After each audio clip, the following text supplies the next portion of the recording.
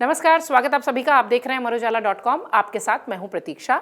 मेरे साथ मेरे वरिष्ठ सहयोगी वरुण कुमार भी मौजूद हैं। एक फिल्म का ट्रेलर इन दिनों यूट्यूब पर, सोशल मीडिया पर खूब चर्चा में है और फिल्म का नाम है धुरंधर। उस फिल्म के ट्रेलर में आपने देखा होगा कुछ गैंग वॉर दिखाई पड़ती है, कुछ स्पाई जो कैसे काम करते हैं वो दिखाया जा रहा है और बहुत सारी मल्टी स्टारर ये फिल्म है। हम इस फिल्म का प्रमोशन नहीं कर रहे हैं, हम दरअसल इस फिल्म में दिखाई गई कहानी को विस्तार दे रहे हैं। वरुण जी हमारे साथ हैं। चूंकि इस तरीके की जो फिल्में बनती हैं उनकी चर्चा सोशल मीडिया पर फिल्म आने से पहले ही शुरू हो जाती है, तो इसलिए उसकी रेकी करने के बाद उसकी पूरी डिटेल आप तक पहुंचाना हमने सोचा कि शायद ये ठीक होगा, इसलिए हमने इस विषय को चुना है। वरुण जी, ये फिल्म जिसकी खूब चर्चा हो रही है, मल्टी स्टारर फिल्म है, जैसा कि मैंने शुरुआत में कह दिया कि हम फिल्म का कोई प्रमोशन नहीं कर रहे हैं, पर उस फिल्म में जो कहानी दिखाई जा रही है, जो लियारी नदी के आसपास का वो इलाका है, जो बलूच का वो इलाका है, वो कैसी कहानी है और पाकिस्तान और बलूच के बीच का ये जो वहाँ के लोग हैं, जो गैंगस्टर्स हैं, उनके बीच की एक वॉर दिखाई पड़ी, जितना मैं समझ पाई हूँ। आप बताएं हमारे दर्शकों को। बिल्कुल, देखिए आज हम आपको बताने वाले हैं पाकिस्तान के कराची में बसे एक छोटे से टाउन की कहानी, जिसको लियारी टाउन कहा जाता है। आज हम कहानी बताएंगे आपको रहमान डकैत की। आज हम कहानी बताएंगे आपको उस पूरे जो भी कैरेक्टर्स इस मूवी के अंदर दिखाए गए हैं, चाहे हम बात करें एसपी असलम की, चाहे हम बात करें इस कहानी से जुड़े जितने और जो कैरेक्टर हैं उनकी, सबको एक एक करके हम डिकोड करेंगे। तो सबसे पहले हम बात करेंगे ये कहानी आखिर शुरू कहाँ से होती है, इसकी ओरिजिन कहाँ से है। तो मामला कुछ उस तरह है कि बलूचिस्तान में एक इलाका है जिसको हम बोलते हैं किरथर पाब रेंज। जिस तरीके से हिमालयन रेंज के पहाड़ हैं, तो बलूचिस्तान में किरथर पाब रेंज के पहाड़ हैं। वहाँ से एक नदी निकलती है और इस नदी का नाम है लियारी नदी। इस नदी में केवल और केवल रेत होता है, बाकी कुछ नहीं। नदी सूखी हुई है। सदियां बीत गईं और नदी में पानी कभी किसी ने नहीं देखा। नदी खत्म हो गई, धरती में समा गई। अपने जो आखिरी 50 किलोमीटर का इलाका है वहाँ इसमें पानी है, लेकिन वो पानी भी मैं कहूँगा कि जो वेस्ट निकलता है कराची का, उस वेस्ट वाला ये ब्लैक कलर का पानी है, सीवर का पानी है, गटर का पानी है, वो पानी है। नदी थोड़ा ज़िंदा हो जाती है बरसात के दिनों में, चूँकि बरसात का पानी बहुत ज़्यादा आता है।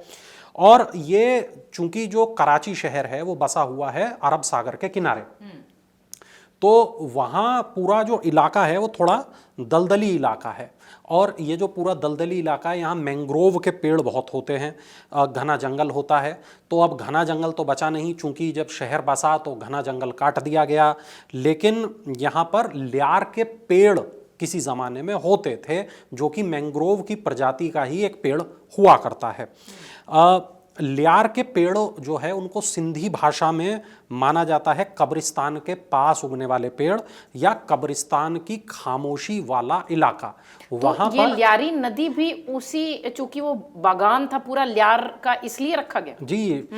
लियारी नदी थी और उसके पास लियार के पेड़ थे, और जब ये शहर बसा, जब ये छोटा सा टाउन बसा, तो इसको नाम दिया गया लियारी टाउन। अब ये जो आप इसकी डेमोग्राफी को समझिए कि एक ऐसा इलाका जहाँ पर एक तरफ डॉक का पूरा इलाका है।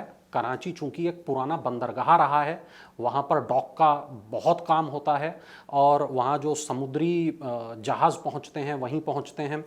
और अरब सागर के नज़दीक ये पूरा इलाका है। एक तरफ नदी है, एक तरफ डॉक का इलाका है।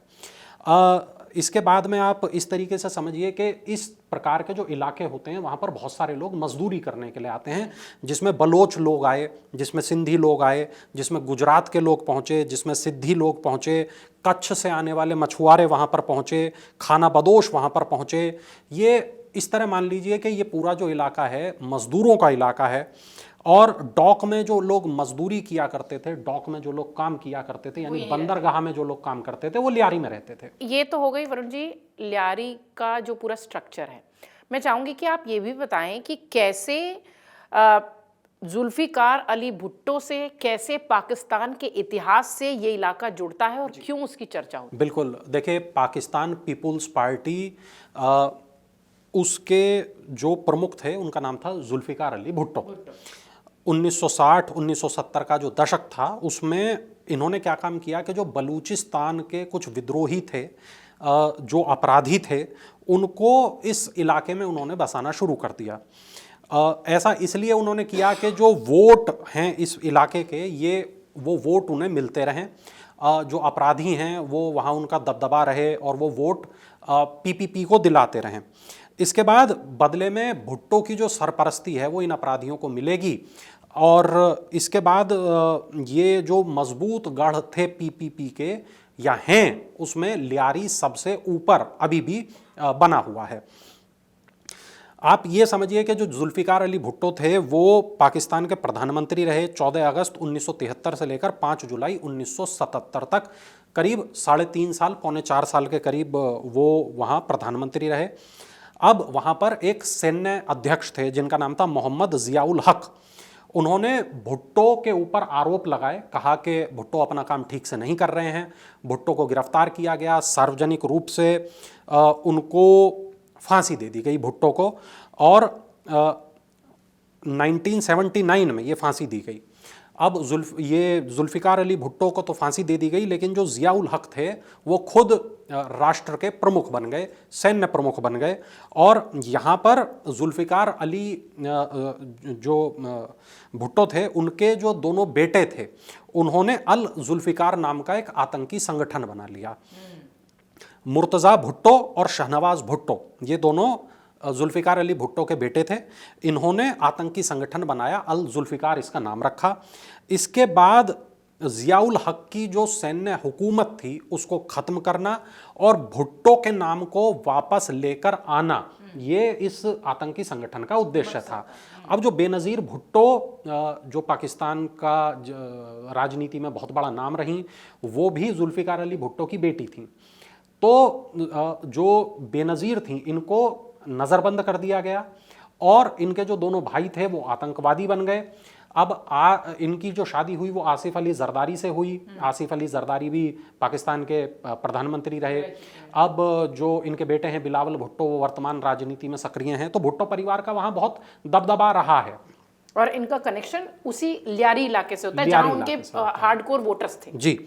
और कराची में जो इनको पूरी पावर मिलती रही है वो इसी लियारी के मार्फत मिलती रही है। अब इसमें हुआ ये कि ये जो संगठन था, आतंकी संगठन अल जुल्फिकार जिसका नाम था, ये अफगानिस्तान, सीरिया, लीबिया तक इसने अपनी पहुंच बना ली और पीपीपी के जो लोग थे वो इस संगठन में बहुत ज़्यादा घुसे हुए थे, इसके साथ जुड़े हुए थे और इस संगठन की जो सहानुभूति थी वो पीपीपी के साथ थी और पीपीपी की जो सहानुभूति थी वो अल जुल्फिकार के साथ में मौजूद थी। अब बेनज़ीर भुट्टो की हम बात करें, बिलावल भुट्टो की बात करें, तमाम लोग लियारी जाते रहे, लेकिन उससे पहले अल जुल्फिकार ने एक ऐसा कारनामे को अंजाम दिया, एक ऐसे अपराध को अंजाम दिया जिसकी गूंज आज तक सुनी जाती है। 2 मार्च 1981 का वो दिन था। पाकिस्तान इंटरनेशनल एयरलाइन का एक विमान अपहरण इस संगठन ने, आतंकी संगठन ने कर लिया। 14 मार्च 1981 तक ये पूरा ड्रामा चलता रहा। तकरीबन 13 दिन, 13.5 दिन तक ये पूरा ड्रामा चलता रहा। पीपीपी के 55 कट्टरपंथी जो पाकिस्तान की अलग अलग जेलों में बंद थे, प्रतीक्षा, उनको छोड़ने पर मजबूर किया गया और ये वो लोग थे जो जिनका सीधा कनेक्शन लियारी इलाके से था। इधर कराची की जो लियारी सिटी थी, इसमें पूरी तरीके से एंटी जिया मूवमेंट अपने चरम पर पहुंच गया। यहां पर दिन और रात इस तरीके के प्लान बनने लगे कि जियाउल हक को किस तरीके से कुर्सी से हटाया जाएगा। अब जो अल जुल्फिकार है उसको लियारी से पैसा जाता था। लियारी एक ऐसा इलाका है जहां पर, जैसे मैंने बताया, मजदूर रहते थे, जहां पर मेहनतकश लोग रहते थे, लेकिन यहां पर एक और काम भी होता था। वो काम होता था स्मगलिंग का, वो काम होता था ड्रग्स का, वो काम होता था लड़कियों का, वो काम होता था जितने भी कहें कि अवैध काम होते हैं वो सारे यहाँ पर हो रहे थे लियारी के इस इलाके में। और जो पैसा जनरेट हो रहा था वो कहीं ना कहीं अल जुल्फिकार नाम के आतंकी संगठन को जाता था, पीपीपी यानी पाकिस्तान पीपल्स पार्टी को जा रहा था। अब यहाँ पर एक कहानी है जो बहुत प्रसिद्ध कहानी है, जिसका कुछ हिस्सा आपने फिल्मों में देखा है और वो कहानी है बलोच। जी बिल्कुल, वो कहानी है गैंगवॉर की। कहानी कुछ उस तरह शुरू होती है, जो आप मुंबई देखिए या कराची देखिए, दोनों में एक समानता है कि दोनों ही बड़े बंदरगाह रहे हैं। दोनों में डॉक रहे हैं और दोनों में जो माफिया हैं वो उसी तरीके के जन्म उन्होंने लिया जो स्मगलिंग से जुड़े हुए थे। उसी प्रकार से 1960 का जब दशक था, जब जो ऐसी बहुत सारी छोटी छोटी जो कीमती चीज़ें जिसको माना जाता है, उसमें सिगरेट भी थी, उसमें गोल्ड भी था, ये तमाम ऐसी चीज़ें, उसमें ट्रांजिस्टर भी होते थे, ये स्मगलिंग का माल हुआ करता था उन दिनों, तस्करी का माल होता था। तो डॉक पे एक शख्स की बादशाहत चलती थी, उस शख्स का नाम था हाजी लालू उर्फ हाजी लाला। अब इसको राजनीतिक संरक्षण मिला हुआ था, कहने की ज़रूरत नहीं है कि जुल्फिकार अली भुट्टो की तरफ से ये राजनीतिक संरक्षण, पीपीपी के नेताओं की तरफ से राजनीतिक संरक्षण उसको मिला हुआ था। ड्रग्स, नशीली दवाएं, अपहरण, कत्ल, जितने भी काम होते थे ये गिरोह किया करता था हाजी लालू का। अब एक दौर होता है जो गुजरता है। हाजी लालू कोई अमृत पी के तो आए नहीं थे, उनको एक ना एक दिन बूढ़ा होना था, मरना था। उनका जब अंत वक्त नज़दीक आया तो उन्होंने अपने बेटों को अपनी गद्दी नहीं दी, उन्होंने गद्दी दी अपने गैंग के एक वफादार सिपह सालार पर। उनके बेटे का नाम था अरशद पप्पू, लेकिन उसको गद्दी उन्होंने नहीं दी, उन्होंने गद्दी दी रहमान डकैत को, जो लगता था बाबू डकैत के रिश्ते में और जो दादल डकैत का बेटा था। अब ये जो डकैत सरनेम है इसकी भी कहानी अपने आप में बहुत दिलचस्प है कि जब ये दादल जिस ज़माने में डॉक पर काम किया करता था, उस ज़माने में ये लोग डकैतियों को अंजाम देते थे। तो दादल के नाम के साथ डकैत शब्द जुड़ा, उसके जो आसपास जितने लोग रहा करते थे उन्होंने इस सरनेम को अपना लिया और उसके बाद में जो उसका बेटा था वो भी इसी जो सरनेम को उसने अपना लिया। अब्दुल रहमान बलोच यानी कि रहमान डकैत, जिसका किरदार फिल्म में निभाते हमें दिखते हैं अक्षय खन्ना। 13 साल की उम्र में उस शख्स ने अपना पहला कत्ल किया। 15 का जब वो हुआ तो उसने अपनी माँ को जान से मार दिया। उसे अपनी माँ के चरित्र पर शक था, उसे लगता था उसकी माँ के किसी दूसरे गैंग के व्यक्ति के साथ संबंध हैं, इसलिए उसने अपनी माँ को जान से मार दिया। वो बहुत बेरहम था। ऐसा कहते हैं कि लियारी में जितनी दहशत थी, मौत का डर था, ड्रग्स पर पलने वाले लोग थे, वो सब रहमान डकैत के दिए हुए थे। डॉक का पूरा काम ये जो पूरा गैंग था ये इसने पूरी तरीके से अपने काबू में ले लिया। रहमान की जो छवि थी रहमान डकैत की, वो बड़ी रॉबिन हुड टाइप की थी, अपने लोगों में एकदम, अपने जो लोग थे उनमें वो बहुत पॉपुलर था, इसलिए वो बीच बाजार भी अगर कत्ल कर दे तो कोई गवाह ना मिले। पीपीपी का वो बहुत बड़ा समर्थक था, पैसे से मदद करता था और उसने एक पार्टी बनाई। उस पार्टी का नाम रखा पीपुल्स अमन पार्टी कमेटी, पीपुल्स अमन कमेटी। 1980 में जो ये पैदा हुआ था रहमान, इसकी मौत हुई 9 अगस्त 2009 को। 2009 तक ये इस शख्स ने अनगिनत हत्याएं की, लूट की, अपहरण किए और पूरे ड्रग्स के काम को चलाया और पूरे डॉक पर एक छत्र राज्य किया। अब इसके बाद में हम जिस शख्स की बात करेंगे जो हाजी लालू का बेटा है, हम उसकी बात करेंगे, अरशद पप्पू की बात करेंगे। अरशद पप्पू को यह बात बिल्कुल पसंद नहीं आई कि मेरे रहते हुए मेरे पिता ने किसी दूसरे व्यक्ति को क्यों चुना, डकैत को, रहमान पर दाव क्यों लगाया। तो गैंगवार की एक स्थिति बन गई। हमने बहुत सारी मुंबईया फिल्मों में इस तरह की कहानियां देखी हैं। बहुत प्रसिद्ध सरकार मूवी है, उसमें भी हमने इस चीज को देखा था। अमिताभ बच्चन उसमें मुख्य भूमिका में थे। बहुत सालों तक सर गैंगवार की खबरों से ही वो रही है, गैंगवार की खबरें हमने खूब देखी। अरशद का गैंग और रहमान का गैंग आमने सामने आ गए, तो होने ऐसा लगा कि ड्रग्स का, अपहरण का, डॉक का धंधा, जिस्म फरोशी, शराब का धंधा, जितने बुरे काम हो सकते थे इन दोनों गैंग्स ने मिलकर लियारी में चालू कर दिए। अब ये लियारी तक सीमित नहीं रहे, ये पूरे कराची में फैल गए। इनको काबू करना बहुत मुश्किल हो रहा था स्थानीय पुलिस के लिए, क्योंकि इनको राजनीतिक संरक्षण प्राप्त था दोनों को ही, तो बहुत ज़्यादा ये कठिन हो रहा था धीरे धीरे पुलिस के लिए। अब ऐसे में एक पुलिस वाले को ढूंढा गया जो उतना ही खूंखार हो, उतना ही दुर्दांत हो जितना ये अपराधी हैं। और तब ऐसे में सामने नाम आता है चौधरी असलम का। उसकी भी मैं आपको कहानी सुनाऊंगा, लेकिन उससे पहले अरशद पप्पू की हम आपको बात बताते हैं। 17 मार्च 2013 अरशद पप्पू, उसका भाई यासिर अराफात और उसका एक दोस्त शेरा पठान, इनको मार दिया गया। कहते हैं इनको उजैर बलोच ने मारा। अब ये जो उजैर बलोच है, इसका एक बहुत खास रोल इस पूरे गैंग वॉर की कहानी में है, और ये वो नाम है जिसके नाम के जिक्र के बिना मैं कहूँगा कि ये लियारी की कहानी कभी पूरी नहीं हो सकती। लेकिन हम जब उजैर बलोच की बात करते हैं तो वो उसने कमान संभाली या उसने मशाल ली रहमान डकैत से। रहमान डकैत के गैंग की जो कमान थी वो आई उजैर बलोच के हाथ में। तो ये जो पूरा गैंग था ये बलोचिस्तान वाला गैंग था, बलोच गैंग था। ये विदेश में पढ़ा था, कहते हैं कि ईरान में पढ़ा था, सच्चाई कोई नहीं जानता। इसके बाद इसने गैंग को संगठित किया, इसने गैंग को बहुत सारे तौर तरीके सिखाए, विदेशी हथियार मंगवाए, इसने गैंग को बुलेट प्रूफ जैकेटें दी, उस तरीके से इसने गैंग को बड़ा बनाया, कट्टर बनाया इस्लाम के नाम पर, और क्रूरता का इसने नंगा नाच किया। कितना क्रूर ये अभी देखना बाकी है। 11 जनवरी 1970 को इसका जन्म हुआ था। इसके पिता का नाम था फैजू। फैजू ट्रक ड्राइवर था, और जो फैजू था ये बहुत खासम खास था। कहते हैं हाँ, उन लोगों का बहुत खास था, लेकिन फैजू का मर्डर हुआ था। अच्छा। तो इसको हमेशा ये लगता था कि अरशद पप्पू और उसके लोगों ने मेरे बाप को मारा है। हाजी लाला गिरोह के जो लोग थे, हाजी लालू गिरोह के जो लोग थे, उन्होंने मेरे बाप को मारा है, और ये रहमान की तरफ हमेशा रहा, बिल्कुल एकदम कट्टरता से। इसके बाद में अरशद पप्पू के बारे में जैसा है कि अरशद ने इसके पिता को मारा था, तो दिसंबर 2015 में अमेरिका का जब दखल हो गया तब जाके उजैर बलोच को गिरफ्तार किया जा सका। उससे पहले उजैर बलोच को लियारी में घुस के कोई गिरफ्तार नहीं कर सकता था, और इसे लियारी से गिरफ्तार किया भी नहीं गया, इसको गिरफ्तार किया गया दुबई से। आज की तारीख में भी ये पाकिस्तान के जेल में बंद है। उजैर और इसका साथी बाबा लाडला, यहां इन दोनों ने उस काम को अंजाम दिया जिसकी वजह से बहुत ज़्यादा चर्चा अभी तक भी इन लोगों की होती है। इन्होंने अरशद पप्पू को मारा, यासिर अराफात को मारा, शेरा पठान को मारा, और न केवल मारा, इनके सिरों को काट दिया, और इनके सिरों को काटकर लियारी की सड़कों पर फुटबॉल खेली इनके सिरों के साथ उजैर बलोच ने। इसलिए आपने क्रूरता का नंगा नाच कहा। जी बिल्कुल। और इसको शूट किया, इसका वीडियो बनाया। इसका वीडियो अगर आप देखेंगे तो इंटरनेट पे बहुत सारी जगह मौजूद भी है। इनकी लाशों को जला दिया और गटर में बहा दिया, उस राख को जो इनकी लाशों से निकली।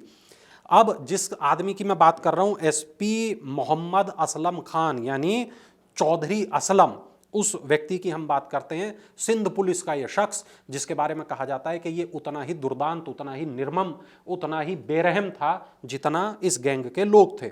1967 को इस शख्स का जन्म हुआ था। कराची में एक कहावत थी कि जो चौधरी असलम ने जिसको पकड़ लिया वो कभी वापस नहीं आता। मान लिया जाता है कि वो मार दिया गया। तकरीबन 80 से ज़्यादा एनकाउंटर चौधरी असलम ने किए, और ये अपने आप में पाकिस्तान में इससे बड़ा रिकॉर्ड कभी नहीं बना आज तक। लियारी की जो गैंगवार थी, इसकी सफाई का जो जिम्मा है वो असलम को दिया गया। कहा गया कि आप वहाँ जाओ, जितनी पुलिस लगे लेके जाओ, जितना फोर्स लगे लेके जाओ, लेकिन अब लियारी से गैंगवार की खबर सामने नहीं आनी चाहिए। तो असलम ने ये पूरा ऑपरेशन को अंजाम दिया, यहाँ से पूरे गैंग वॉर को ख़त्म किया, रहमान डकैत को कहें कि मार दिया, और एनकाउंटर जो रहमान डकैत का है वो चौधरी असलम ने ही किया। और जो अपराधी थे, चूंकि ये राजनेताओं पे दबाव बनाने लगे थे, एक वक्त आया कि इनकी राजनीतिक महत्वाकांक्षाएं इतनी ज़्यादा बढ़ गईं कि ये दबाव बनाने लगे नेताओं के ऊपर। अब नेताओं को लगा कि हमने तो सांप पाल लिए, इनको ख़त्म किया जाए। तो उन्होंने असलम को कहा कि बॉस अब ऐसा है, इसको ख़त्म करो, बहुत हो गया। 2011 का एक दिन था कि जब चौधरी असलम के घर तालिबान ने हमला कर दिया, क्योंकि जैसा मैंने आपको बताया कि जो ये बलोच लोग थे ये उन दिनों तालिबान के संपर्क में बहुत ज़्यादा थे। लियारी का जो गिरोह थे ये तालिबान के संपर्क में बहुत ज़्यादा थे, और हमला कराया गया असलम के घर, लेकिन असलम बच गया उस हमले से। इसके बाद 9 जनवरी 2014 टीटीपी के जो आतंकी थे इन्होंने असलम को जान से मार दिया। रहमान डकैत का जैसा मैंने बताया एनकाउंटर इसी असलम ने किया था। अब यहाँ पर एक कैरेक्टर आपको और दिखाई देता है ट्रेलर के अंदर, इलियास कश्मीरी का कैरेक्टर, या कहें मेजर इकबाल का कैरेक्टर, और इस कैरेक्टर को अर्जुन रामपाल ने निभाया है। लेकिन हकीकत में ये दो अलग अलग आदमी हैं, ये एक आदमी नहीं है। एक आदमी है इलियास कश्मीरी और दूसरा आदमी है मेजर इकबाल। इलियास के बारे में कहा जाता है कि जब ओसामा बिन लादेन का पूरा खात्मा हुआ, उसका पूरा जो संगठन है वो मिट्टी में मिल गया, अल-कायदा में इस पूरे संगठन को दोबारा से जोड़ने की जिम्मेदारी निभाई इलियास कश्मीरी ने। ये कश्मीर का रहने वाला था, भारत प्रशासित कश्मीर जैसा माना जाता है। उस वहाँ का जो, वैसे तो हम भारत में ये मानते हैं कि पूरा कश्मीर हमारा है, निर्विवाद रूप से हमारा है, लेकिन पाकिस्तान की नज़रों के हिसाब से जो भारत प्रशासित जो कश्मीर था वहाँ का ये रहने वाला था, इसलिए इसके नाम के पीछे कश्मीरी शब्द जुड़ा हुआ था, इलियास इसका नाम था। और जो मेजर इकबाल की जब हम बात करते हैं तो पाकिस्तानी सेना और ISI से जुड़ा हुआ इसको बताया जाता है।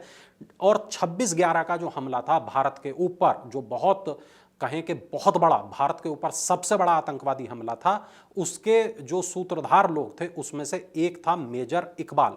मेजर इकबाल को कभी किसी ने देखा नहीं, ये एक शैडो है, एक परछाई है। तो मेजर इकबाल के बारे में कोई नहीं जानता कि वो जिंदा है, वो मर गया, हकीकत में है, हकीकत में नहीं है, उसके बारे में कोई पता नहीं है। तो वो एक कैरेक्टर है प्रतीक्षा जी। इसके बाद हम एक कैरेक्टर देखते हैं रणवीर सिंह के कैरेक्टर को, जो मेजर मोहित शर्मा का कैरेक्टर जिसको कहा जाता है, जो फिल्म में दिखाया गया। इफ्तिकार भट्ट उनका नाम था जिस वक्त वो ऑपरेशन के लिए उन्होंने अपने हुलिये को बदला था। बहुत सारी तस्वीरें, बहुत सारे यूट्यूब वीडियो आप लोगों ने देखे होंगे इंटरनेट पर। 13 जनवरी 1978 गाजियाबाद में वो पैदा हुए। 21 मार्च 2009 में वो शहीद हो गए। 1999 में उन्होंने आर्मी ज्वाइन की। कश्मीर में आतंकी बनकर रहे, 2 खूंखार आतंकियों को मारा, तब उन्हें शौर्य चक्र मिला जैसा आपने बताया।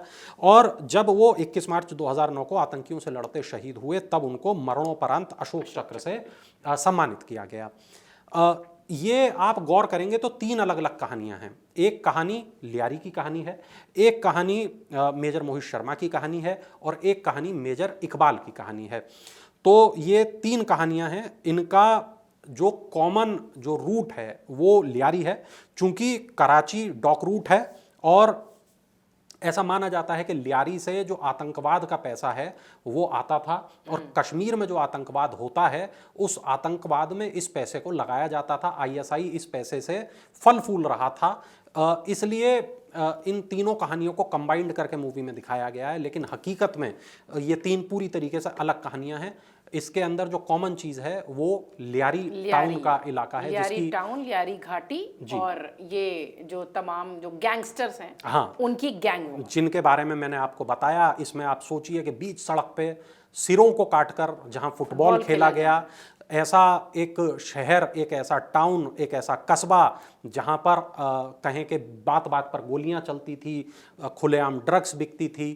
आप इंटरनेट पे सर्च करेंगे, आज भी आपको लियारी टाउन के बारे में बहुत कुछ पता चल जाएगा, बहुत कुछ तस्वीरें दिखाई दे जाएंगी, उसका मैप दिखाई दे जाएगा। लेकिन हाँ, ये ज़रूर है कि आज पहले जैसी स्थितियां नहीं है, पहले जैसे गैंगस्टर्स नहीं है, पहले जैसी पुलिस नहीं है, लेकिन जो लगभग खत्म हो गई हैं। लेकिन हाँ, अपराध तो आज भी होते हैं और ये जो अपराध लोग हम लेके आते हैं उन्हीं अपराधों की कहानी आप तक पहुंचाते हैं। तो ये जो जानकारी हम लोगों ने आपको दी है, ये कैसी लगी जरूर कमेंट बॉक्स में जरूर बताएं। पाकिस्तान के कराची का ये जो पूरा घटनाक्रम फिल्म में दिखाया जा रहा है, मुझे लगता है जब आप फिल्म देखेंगे तो ये सारी कहानी कनेक्ट कर पाएंगे। बहुत शुक्रिया आप सबका। जैसा कि वरुण जी ने कहा भी, कमेंट बॉक्स आपके लिए खुला हुआ है, जरूर अपनी प्रतिक्रिया रखें। अगर आप ये वीडियो YouTube पर देख रहे हैं तो हमारे चैनल को सब्सक्राइब कर बेल आइकन दबाएं और Facebook पर देख रहे हैं तो हमारे पेज को लाइक करें।